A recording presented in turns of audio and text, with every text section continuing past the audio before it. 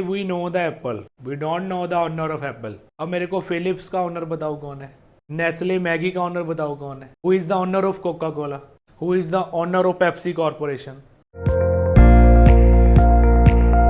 Hello everyone, today हम discuss करेंगे accounting equation chapter के बारे में। बेसिकली अकाउंटिंग इक्वेशन है क्या? Accounting equation is the equation assets is equal to capital plus liability. ठीक है सर, ये तो सुनते आ रहे हैं, ना समझ आ रहा है, पढ़ते भी आ रहे हैं, डुअलिटी कॉन्सेप्ट में पढ़ा, हमें नहीं पता। ओके ठीक है, प्रॉपर वे से स्टार्ट करते हैं। अकाउंटिंग क्वेश्चन चैप्टर समझने से पहले आपको एक टॉपिक आता होना चाहिए, उस टॉपिक के बारे में हम बात करते हैं। बिजनेस एंटिटी प्रिंसिपल बोल लो, चाहे आप टॉपिक बोल लो।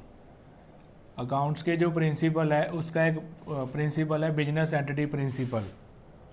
ये क्या है? इसमें हम बात करते हैं कि जो ऑनर है और जो बिजनेस है, इन दोनों की अलग अलग एग्जिस्टेंस है।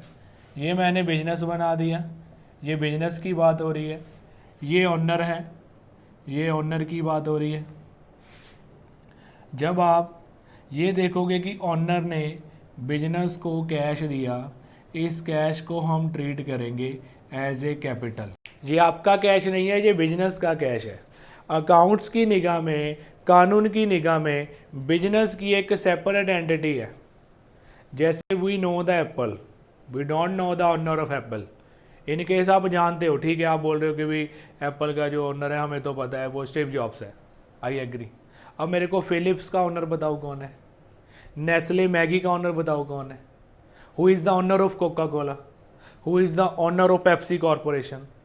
ठीक है, बहुत सारी कंपनीज है, बताओ मेरे को उनके ओनर्स के नाम भाई, नहीं पता। ठीक है, हम ऑनर को जानते ही नहीं, हम बिजनेस को जानते होते हैं। सो दैट्स वाई अकाउंट्स भी यही कहता है कि बिजनेस अलग है और ऑनर की बात अलग होती है। अब इस कॉन्सेप्ट के बेस में हम दो बातें करेंगे। एक तो जब हमने बिजनेस स्टार्ट करा, हमने ऑनर ने यानी कि अपना पैसा लगाया, ऑनर्स शेयर। यहाँ पर मैं पोस्ट ऑफिस कोमा डालकर लिख देता हूँ ऑनर्स शेयर। जो कैश दिया उसने, हम उसको बोल देते हैं ऑनर्स शेयर। अब बिजनेस ओनली हमारे पैसे तो चलेगा नहीं, हमारे पास इतना कैश नहीं है कि भी हम एक बिजनेस को घुमा सके, चला सके। हमें बैंक से लोन भी लेना पड़ेगा। बैंक से लोन लिया हमने, मार्केट से उधार सामान उठाया, हम उनको क्रेडिटर्स बोल सकते हैं।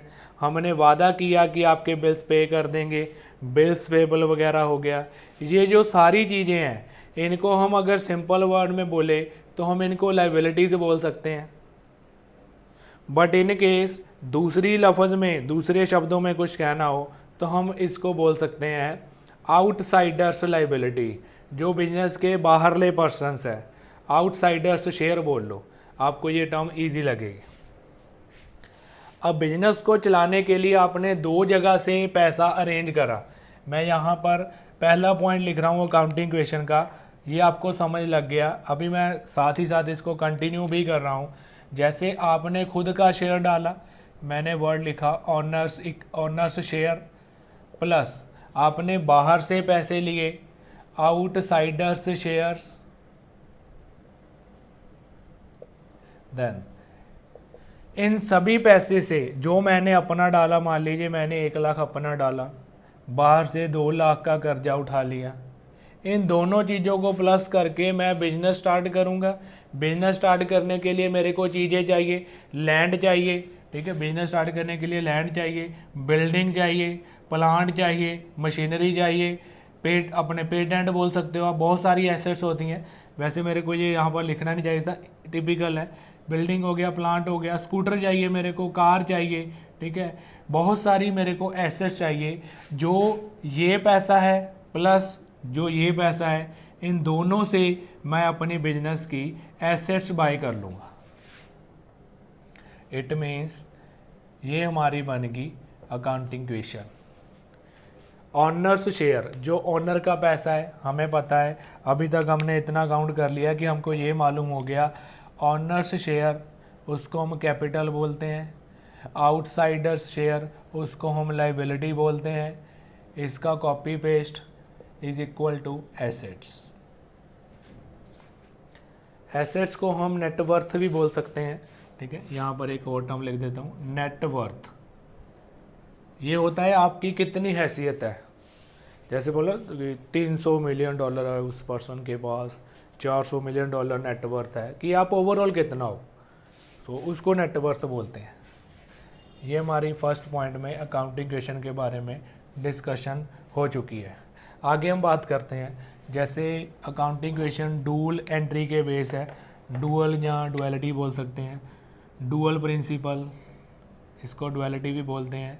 डुअल प्रिंसिपल क्या बोलता है, every debit has a credit, ठीक है बात। हर डेबिट का कोई ना कोई क्रेडिट होता है, डुअलिटी कॉन्सेप्ट है। जैसे मान लीजिए हमने बैंक से लोन लिया, ठीक है, लोन लेना लायबिलिटी है, यहाँ पर टर्म लिखी है लोन लेना। मैंने बैंक से लोन लिया, जो बैंक लोन है वो मेरे लिए लायबिलिटी है, उसको मैंने क्रेडिट कर दिया। अब बैंक लोन के पैसे मेरे अकाउंट में डाल देगा, डेबिट, मेरा बैंक बैलेंस है बढ़ जाएगा, तो ये डेबिट हो गया। So that's why every debit has a credit. आगे हम बात करते हैं, ये इसमें ना हम तीसरे पॉइंट में बताते हैं, इसमें हम मैथमेटिकल कैलकुलेशंस करेंगे, प्लस माइनस करेंगे, capital plus liabilities equal to asset, asset minus liabilities equal to capital. यहाँ पर आप बुक्स में पढ़ोगे वर्ड मैथमेटिकल एक्सप्रेशन या मैथमेटिकल कैलकुलेशन, अर्थमेटिक बोल सकते हो, मैथमेटिकल बोल सकते हो। आगे बात करते हैं, अकाउंटिंग क्वेश्चन का दूसरा नाम क्या रहता है, अकाउंटिंग क्वेश्चन का दूसरा नाम रहता है balance sheet equation. What is the reason behind balance sheet equation. यहाँ पर आप एक आम, जब आप पढ़ोगे ना, आप पढ़ोगे टी शेप वर्ड पढ़ोगे, टी शेप, इसको पहले तो टी शेप बोलते हैं। अगर आप इसको अच्छे से समझना चाहते हो तो मैंने लेजर चैप्टर में अच्छे से ये बात समझाई हुई है। What is the meaning of T shape. T shape का मतलब है एक तरफ हम अपनी कैपिटल और लायबिलिटी रख लेंगे, दूसरी तरफ हम हमारी एसेट्स रख लेंगे। बनाकर बताता हूँ, जैसे यहाँ पर आपने capital plus liabilities equal to asset लिखा है वैसे ही हमारी बैलेंस शीट होती है जिसकी फॉर्म टी शेप रहती है। वर्ड यहाँ पर मैं लिख रहा हूँ कैपिटल, अंडरलाइन कर लिया, वर्ड लिख रहा हूँ लायबिलिटी, अंडरलाइन कर लिया। यहाँ पर हम वैल्यूज़ डालेंगे, जो इसका टोटल रहेगा वो हमारी नेटवर्थ यानी कि हमारी एसेट्स के इक्वल रहेगा। ओके, अब बात करते हैं हमने बिजनेस स्टार्ट करा, जर्नल करी हुई है हमने, फर्स्ट एंट्री है, जैसे हम पढ़ते हैं बिजनेस स्टार्टेड विद कैश, उसकी जर्नल एंट्री होती है cash to capital. Owner business में पैसा लेकर आए, उसको कैपिटल बोलते हैं। वो बिजनेस में 1 लाख लेकर आया, तो यहाँ पर मेरा कैश बढ़ गया, मेरी एसेट है कैश, 1 लाख हो गया। हमने बैंक से लोन लिया, बैंक से लोन लेना एक लायबिलिटी है, हमारे सर पर बोझ है, वो पैसा हमें वापस करना पड़ेगा। सो लायबिलिटी की फॉर्म ने मैंने वर्ड लिखा बैंक लोन। मैंने बैंक से 50,000 का लोन लिया, यहाँ पर शो कर देता हूँ। उससे मेरा कैश एट बैंक, जब मेरा बैंक बैलेंस बढ़ जाएगा, वो 50,000 मेरा बैंक बैलेंस बढ़ गया। अब मैंने किसी पर्सन से लैंड एंड बिल्डिंग परचेज करी है, तो मेरी लैंड एंड बिल्डिंग बढ़ गई, 1.5 लाख की मैंने लैंड एंड बिल्डिंग ली है। उस पर्सन का मैंने पैसा देना है, अभी दिए नहीं है। फॉर एग्जांपल उसका नाम है दिलबाग, मैंने दिलबाग से लैंड एंड बिल्डिंग बाई करी है, जिसका मैंने 1.5 लाख बाजार में पे करना है। अब टी शेप का टोटल करते हैं, इसका टोटल आ गया 3 लाख, इसका टोटल भी 3 लाख आ गया। मतलब ये साइमल्टेनियसली इक्वल चलेंगे, साथ साथ इक्वल रहेंगे। जो कैपिटल प्लस लायबिलिटी रहेगा वो एसेट्स के इक्वल रहेगा। दैट्स वाई इसका दूसरा नाम बैलेंस शीट इक्वेशन भी है। ये आपको थोड़ा सा बैलेंस शीट का आइडिया हो जाएगा कि बैलेंस शीट बनती कैसे है।